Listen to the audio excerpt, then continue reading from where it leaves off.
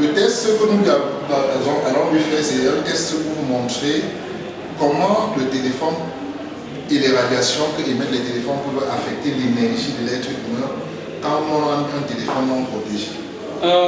igerageza tugiye kubereka uburyo amaradiation cyangwa se amareyo ashobora ko icyo affectinga imbaraga cyangwa se energy mu mubiri wacu iyo dufite telefone byonyine itari protected. Nous allons d'abord lui faire le test avec son énergie normale sans le téléphone. Turashaka kumukorera tugerageze na imbaraga ze iyo nta telefone afite uburyo ameze. Sans s'adosser, elle va mettre sa main de façon horizontale. Agiye gukora uko nguko. Et je vais utiliser 3 doigts. Agiye gukoresha udutoki dutatu. 4 doigts pour essayer de baisser sa main. Urabona ko on peut voir qu'elle dégage un peu d'énergie. Je vais lui faire le même test. Tout simplement en posant le téléphone sur elle. Et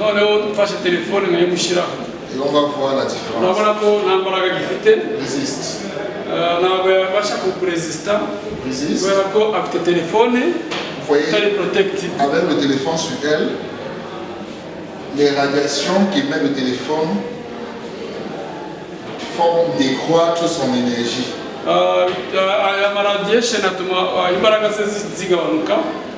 Je vais faire le deuxième test, troisième test. Le biodisque sur son téléphone. Et on va voir la même chose.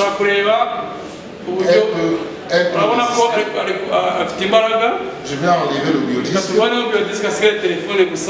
Et donc, je vais faire le même test. Vous allez voir que elle, ça l'affaiblit.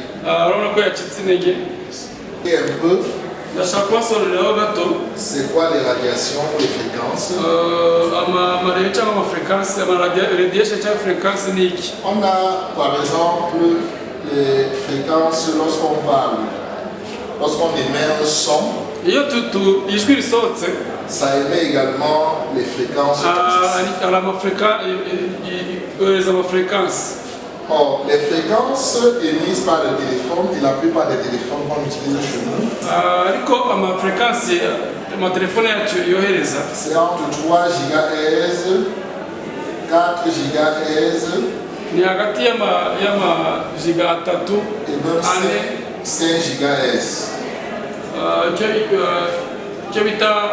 Ça veut dire que les fréquences sont plus hautes.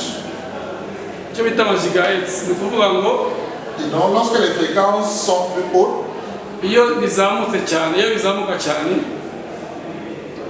c'est le fait que les fréquences sont proches et sont plus hautes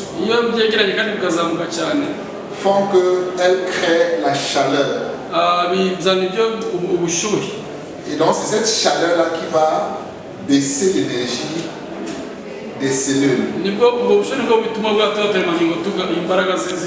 Donc lorsqu'on met un biodisque sur le téléphone, le rôle du biodisque est tout simplement d'harmoniser ou alors de réduire la hauteur des fréquences pour que les fréquences ne soient pas nocives pour nos cellules.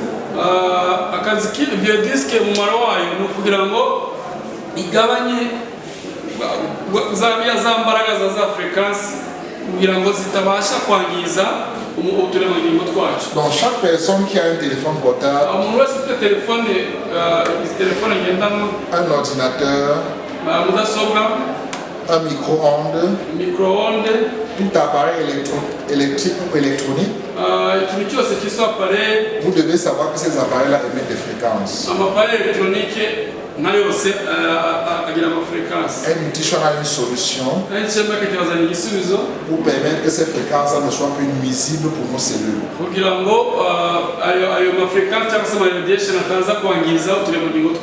Je vous conseille de visiter le site de la société Nutrition.